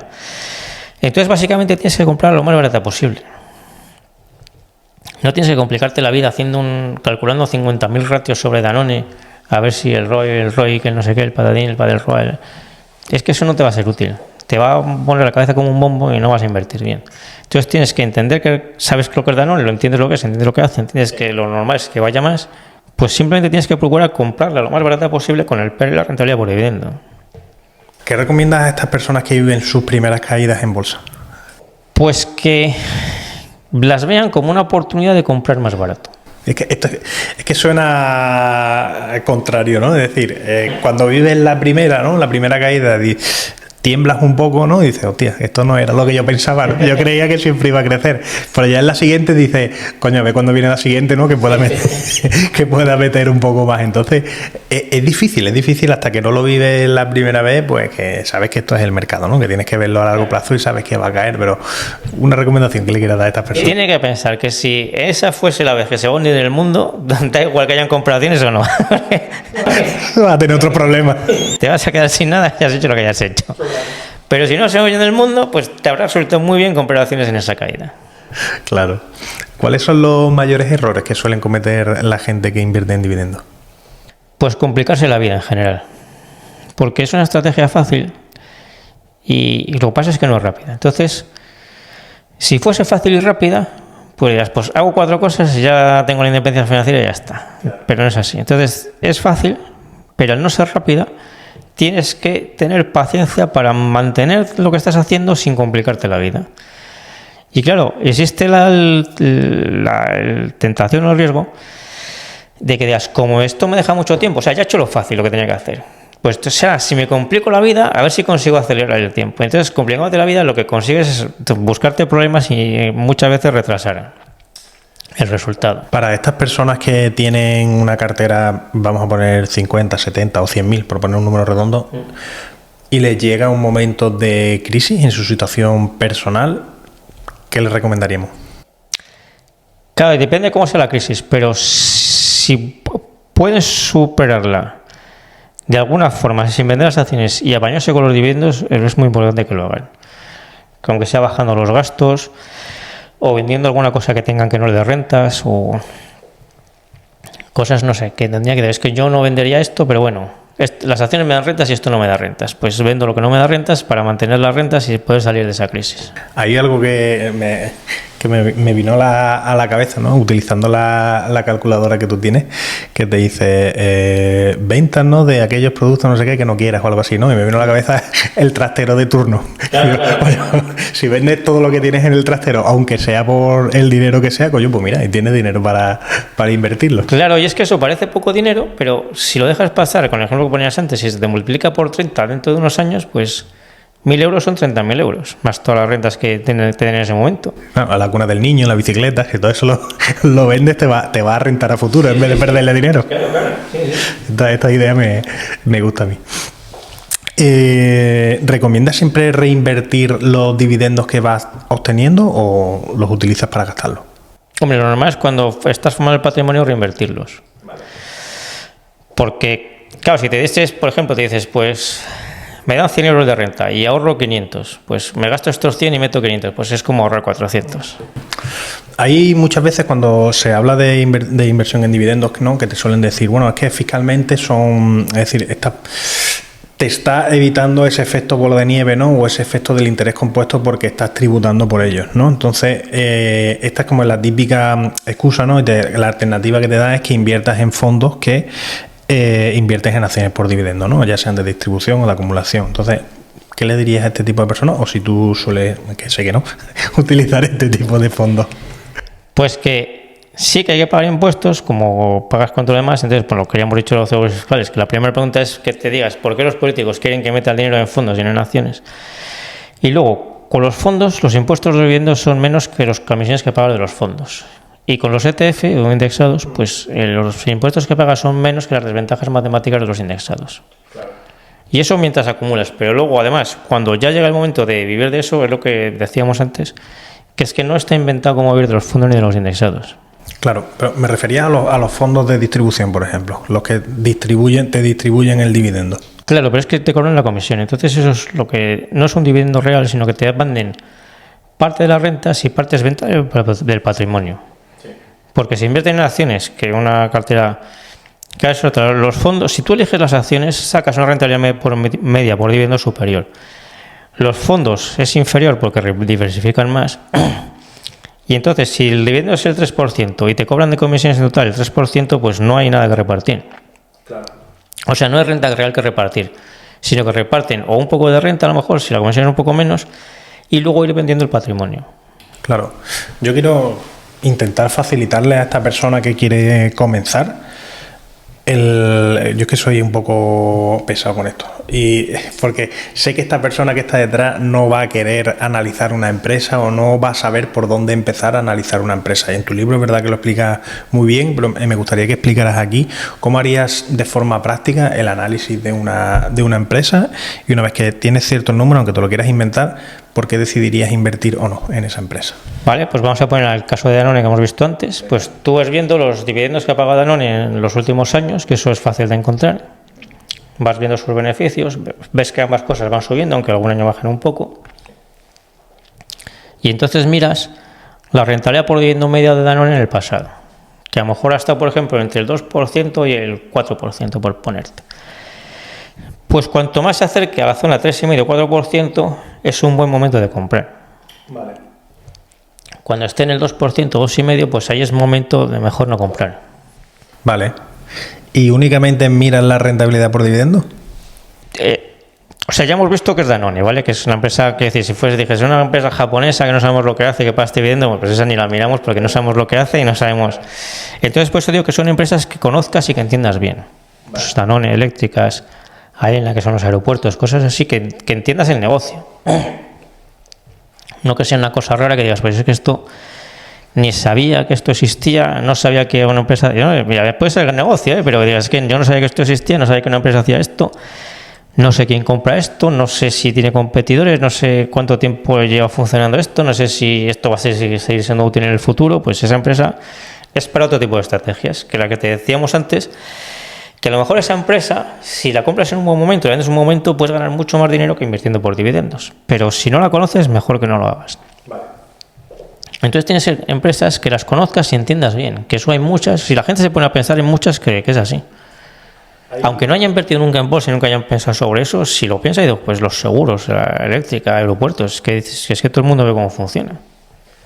Cuando hablábamos de la diversificación, bueno, tú ves sobre todo en Twitter, ¿no? Que digamos yo que a efectos de independencia financiera, ¿no? Donde están ahí todos los que hablan de independencia financiera, ¿no? Se habla mucho de bolsa, de finanzas y demás, ¿no? Pues en Twitter, cuando hay o ves los típicos perfiles de inversores en dividendos, hay el que tiene 30, 40 empresas y el que tiene 150, 180 empresas.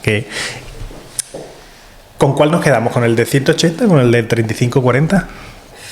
A ver, lo normal es el de 30-50. Si alguien quiere tener 180, que las tenga, pero eso para la mayoría de la gente eso es demasiado. Claro, es que es difícil controlar a 35 como controla 150 o 160 empresas. Si va pasando el tiempo, las conoces y lo puedes hacer. Pero si pasa mucho tiempo, ¿sabes? Si las tienes ya muy conocidas y ya ves que... Es que, por ejemplo, que te digo, Danone, si es que prácticamente no tienes que hacer nada. Claro. O sea, una vez que la entiendes, si la has comprado y tal y cual, pues es que cuando suba el dividendo cada año, te lo actualizas en tus cuentas y no tienes que hacer prácticamente más. Si pasase algo muy gordo, te ibas a enterar. A la hora... Esta pregunta me interesa. A la hora de ponderar, es decir, en sectores, por ejemplo, ¿sigues algún índice o cómo sueles ponderar? ¿O es un poco al azar o todo al mismo porcentaje? ¿Cómo lo sueles hacer? No, yo busco sectores, lo que te digo, que sean fáciles de entender, que sean sectores esenciales, importantes, porque un sector, por ejemplo, no sé, te hago una cosa pequeña, no se me ocurre ponerte un ejemplo, que digas, bueno, se usa, pero es un negocio muy pequeño que representen bien la economía del mundo. Sí. El conjunto de todos los sectores, pues la electricidad, alimentación, seguros, aeropuertos, sí.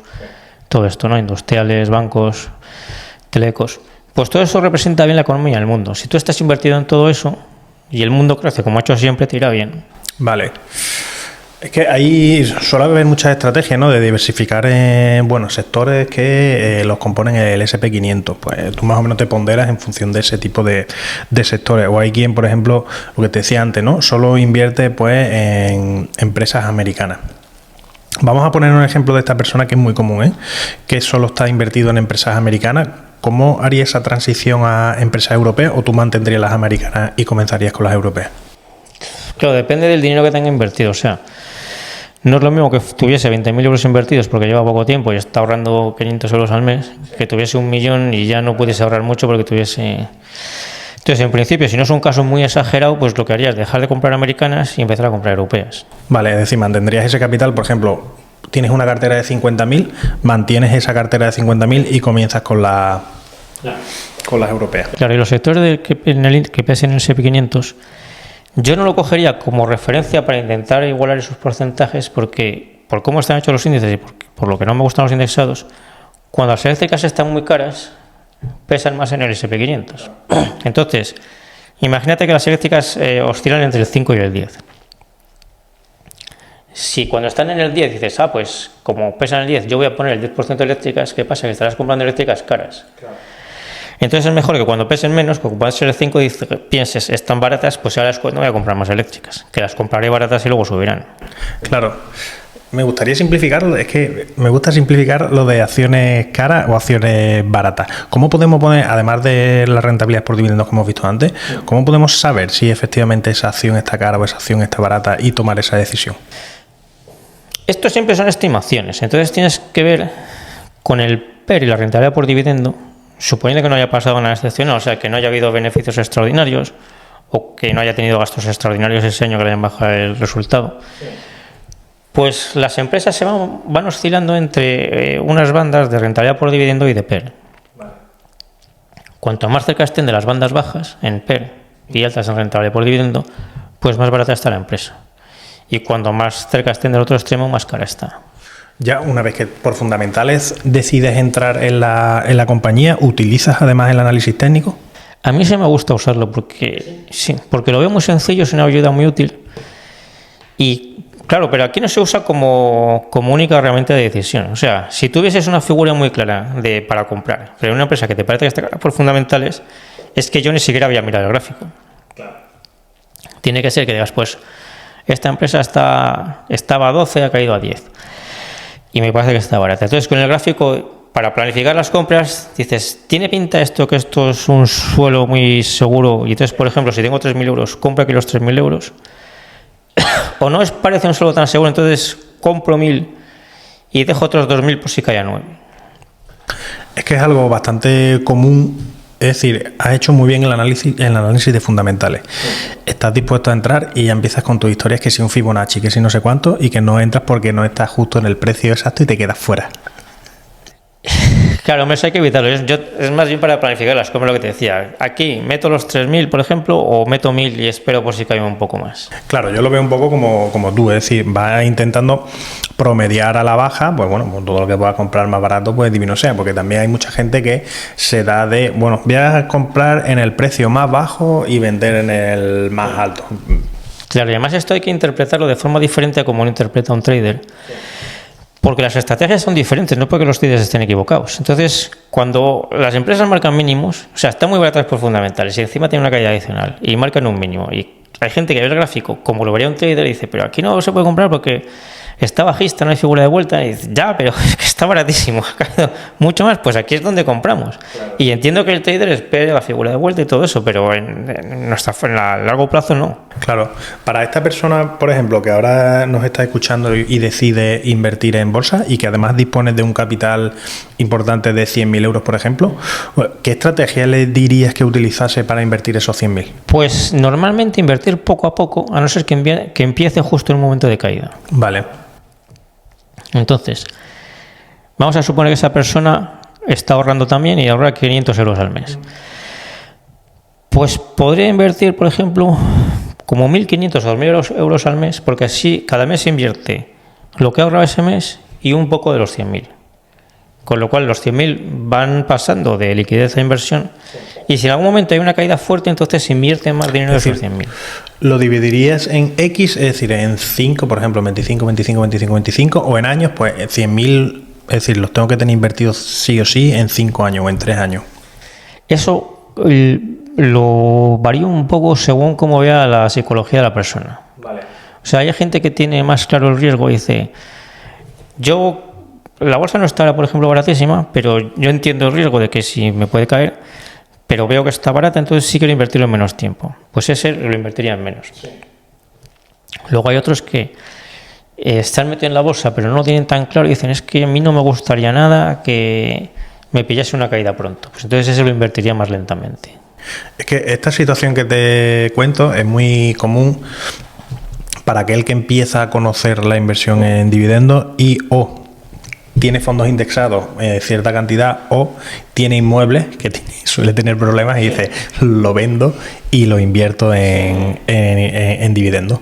Entonces, claro, por eso te ponía esta tesitura, porque es bastante más común que no es solo el hecho de que una persona diga, no, tengo 100.000 ahorrados, los voy a invertir, no, sino que a lo mejor ya los tenías invertidos en otro tipo de producto financiero en el que ahora decides pues invertirlo tú en claro. Si lo tienes en fondos de bolsa o indexados de bolsa, el cambio puede ser más rápido porque realmente ya estás en bolsa. O sea, si hubiese una caída, te iban a caer los fondos de los indexados. Entonces lo puedes pasar más rápido a acciones. Claro. Y si los tienes en depósito son inmuebles, pues entonces es lo que te digo, depende de cómo vea la persona, cómo sentiría él si hubiese una caída de la bolsa. Vale. Para invertirlo más rápido o menos rápido. No sé si vamos a ser capaces de explicarlo. Hemos hablado de las opciones financieras, pero es que están muy de moda ahora. Entonces, ¿puedes explicar, a ver si, yo creo que sí, muy brevemente en qué consisten? Las opciones. Las opciones son opciones de compra y de venta. Entonces, las opciones de compra, lo más parecido no es exactamente igual, pero es lo más parecido a la entrada para un piso. Que el piso vale 100.000 y dices, pues yo doy de entrada a 10.000 y tengo derecho a comprar este piso a 100.000 euros en los próximos 2 meses. Pues una opción call es muy parecido a eso. Vale. Le ha sonado chino al que sea. Es verdad, como lo explicas en tu libro, es decir, el ejemplo que suele poner en tu libro se entiende a la perfección. Claro, llevar acciones pues sería, yo pago 30 céntimos por tener derecho a comprar acciones de Iberdrola a 15 euros de aquí hasta el 20 de septiembre. Es que es verdad que es un tema bastante complejo, es decir, sí que es un tipo de estrategia, un tipo de inversión en el que lo tienes que interiorizar muy bien y una vez que lo interiorizas muy bien, ahí sí que se te puede ir la mano. Es decir, ahí como no operes bien y como te apalanques evidentemente más de la cuenta, te funden la cuenta. Entonces, ¿recomiendas que una vez que ya, es decir, hemos pasado ya el tránsito de que inviertes tal y demás, ¿vale? Y tienes cierto capital para jugar, por decirlo de algún modo, ¿recomiendas el invertir y el empezar con opciones o no? Sí, pero las opciones son muy... O sea, hay mucha variedad de opciones y hay muchas variedades de estrategias. Entonces, yo nunca me apalanco y uso estrategias sencillas. Y, por ejemplo, en el largo plazo, lo que decía de una persona que ahora tenga mucho dinero para invertir y que hace, pues son las cosas que veo bien, si lo entiende y lo aprendes, vender opciones put. Porque vas cobrando las primas, si cae la cotización vas comprando acciones, pero si no vas cobrando las primas. Eso es una forma muy buena de ir invirtiendo una cantidad grande de dinero. Correcto, de hecho, para mí la persona que tiene ese capital, como tú dices, es una forma muy buena de entrar. Además, que es lo que te digo, en tu libro yo se lo recomiendo a todo el mundo porque es verdad que para comenzar y para arrancar chapó, porque te lo explica muy bien el concepto, que yo creo que es lo difícil aquí. Aquí entender ese concepto y entender cómo funcionan los derivados es donde está el problema. Y reitero una vez más que es que lo explica muy, muy bien. Entonces, a la hora de entrar, como tú dices, con ese capital, vas cobrando prima, hasta que al final pues te entra esa opción y bueno, pues ya tienes en cartera esas acciones que tú quieres comprar. El único problema, pues bueno, que si no tienes cierto capital, pues ya sabes que son 100 acciones y son americanas, en fin. Pero claro, es una buena estrategia. Sí. Para aquella persona que tiene bienes inmuebles, ¿recomendarías que los vendiera y adquiriera acciones por dividendos? En general sí, pero también hay que mirar qué inmuebles tiene, cómo los compró, si los sabe gestionar o no, cómo le funcionan. Entonces, o sea, tampoco te diría en todos los casos vender todos los inmuebles ya, pero en general sí. Ahora, si estuviesen, por ejemplo, inmuebles de mucha calidad, pues esos sí que los mantendría. Vale, vamos a llegar ya un poco al final, ¿no? Y estamos ya en esta persona, como decimos, ¿no? Que ha conseguido ahorrar, que ha conseguido invertir en dividendos y que ha llegado a esa ansiada independencia financiera. ¿Cómo retira? Es decir, ¿utilizas solamente todos los dividendos para vivir o sigues reinvirtiendo una parte, sigues ahorrando? ¿Cómo lo haces? Lo normal es que cuando lo dejes ya para ir un poco salgado, cobres más dividendos los que necesitas para vivir. Entonces, pues ahí puedes hacer varias cosas. Puedes decir, bueno, pues gasto más, o sea, pues en vez de hacer, por ejemplo, 4 veces al año, pues hago 6. O voy más a restaurantes, o voy lo que sea, por gastar todo esto, que si en algún momento viene una crisis muy fuerte y tuviese que gastar menos, no me pasa nada. O uso este dinero para otras cosas. Por ejemplo, pues para invertirlo en startups, que puede ser una cosa muy entretenida, pero claro, muy arriesgada. Claro. Pero si hay alguien que le sobra, dices, pues mira, con esto ya hago como quiero. Y el resto, pues en vez de hacerme más viajes, hacerme más no sé qué, pues me entretiene más invertirlo en startups, que es algo muy entretenido para el que le guste también. ¿Inviertes en startups? Sí. ¿Y cómo Es complicado. Eso es muy complicado. Esto no es tan fácil como el libro, ¿no? No. ¿De dónde inviertes en startups? Esto es pura curiosidad. Es decir, ¿vas a startups privadas o a través de fondos o cómo lo haces? ¿Con private equity cómo lo haces? O sea, empecé hace poco con esto porque lo llevo mirando desde hace mucho tiempo y empecé hace poco. Vale. Entonces, ¿hay algún éxito todavía no? No, todavía nada. Vale. Entonces, me parece... Es que una de las cosas que comentabas en tu libro era efectivamente eso, ¿no? Es decir, si tú tienes unas necesidades de 40.000 al año, pues no buscar 40.000 en dividendos, sino 50 o 60.000. Claro, así eres más tranquilo. Y con los otros 10, 15, 20, pues puedes hacer muchas cosas. Y en general, pues si buscas algo que lo puedes reinvertir. Sí. También depende si tienes hijos, si no tienes hijos y todo eso, ¿no? Cuál es la cantidad. Porque no es lo mismo que sean 1 millón que 5 que 10. Entonces, pero bueno, pues hay mucha variedad de cosas. Eso es una cosa buena, que hay mucha variedad de cosas por hacer. Hay una opción que me suele gustar, es la de la sucesión. Es decir, una vez que tienes tu cartera de acciones y tienes hijos, ¿cómo haces esa sucesión o cómo recomiendas tú hacer esa sucesión? Porque imagínate que tienes X dinero por valor de 1 millón, ¿no? Tienes acciones por dividendo y falleces, como el de atrás no sepa gestionar eso. Hombre, eso, lo suyo es haber ido enseñando a los hijos, como decíamos del principio, cómo hacer eso, que los hijos también tengan su cartera de acciones y sepan cogerla perfectamente. Vale, es decir, que lo harías como una transición a largo plazo, ¿no? Durante toda la vida del niño. Claro, entonces el hijo ya tendría su cartera y sabría cómo gestionar eso perfectamente. Eso es la situación lógica. Hostia, no es mal punto de partida, ¿eh? Empezar con una cartera de 1 millón del padre y saber gestionarla. Sí. O sea, si llegas a mitad de camino a la independencia financiera. Yo creo que es posible, ¿no? Esta independencia financiera, pero ¿cómo puedes acelerar ese tránsito? ¿Cómo, por ejemplo, hiciste tú? ¿O fue algo natural que esperaste con el tiempo? ¿Cómo fue? Acelerarlo es que, mira, cuando empiezas a hacer esto, una cosa que pasa es como relativamente habitual, que dices, yo puedo invertir tanto, pero cuando empiezas a hacer la inversión por acciones, lo que te decíamos, te aumenta la inteligencia financiera, entonces vas encontrando nuevas formas de invertir y nuevas formas de tener ingresos con tu trabajo, con el negocio, con lo que sea. Sí. Y eso es lo más, digamos, lo más seguro. Otras cosas son, pues, dedicar un poco de dinero a otras estrategias más arriesgadas. Vale. Por ejemplo, empresas pequeñas. Que eso, si te sale bien, o sea, imagínate que metes 1.000 euros en una empresa y se te multiplica por 20 o por 30, pues puede ser tu ahorro de 2 o 3 años. Claro. Pero además, si eso te pasa pronto, por lo que decíamos de que con el tiempo ganas más, pues eso tiene un efecto amplificador. Pero claro, no puedes meter mucho porque si te equivocas vas a perder esos 1.000 euros y es fácil equivocarse. Es verdad que ahí un poco juega la intuición, ¿no? No sé, tienes que analizar muy bien o tienes que estar bastante puesto y lo que tú dices, ahí tienes que diversificar bastante y ver, no un stop loss, ¿no? Pero decir, oye, pues cada X invertido voy a tener que recuperar tanto, si no, palmamos. Vendiendo opciones put, como hemos dicho, pues también lo vas acelerando y eso es fácil.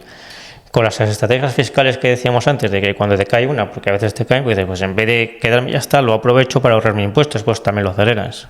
Claro, esa es buena, ¿eh? La de los impuestos. Antes hemos hablado de la famosa regla del 4% y me gustaría aquí poner la puntilla y explicarnos por qué realmente no funciona la estrategia del 4%.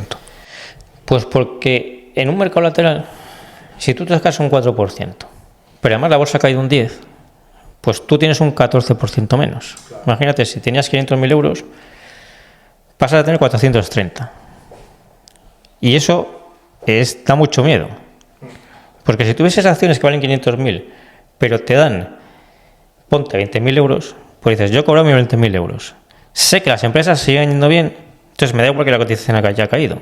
Porque sé que el año que viene me van a dar, por ejemplo, 21.000 euros o 22. Pero si tú has visto que tienes 500, que te ha bajado 430, y la bolsa no se recupera, entonces el año que viene a lo mejor los 430 son 400 y tienes que sacar otros 40 para vivir, o 20 lo que sea, y te lo bajas a 380, pues claro, ya los 500 estaban muy lejos. Y ya para vivir el 4%, no es el 4% de los 500 de hace 2 años que de los 380 que tienes ahora, porque en vez del 4 ya es el 5 o el 6. Y claro, esto vas sacando más, además vas sacando cuando cae y cada vez estás más paralizado.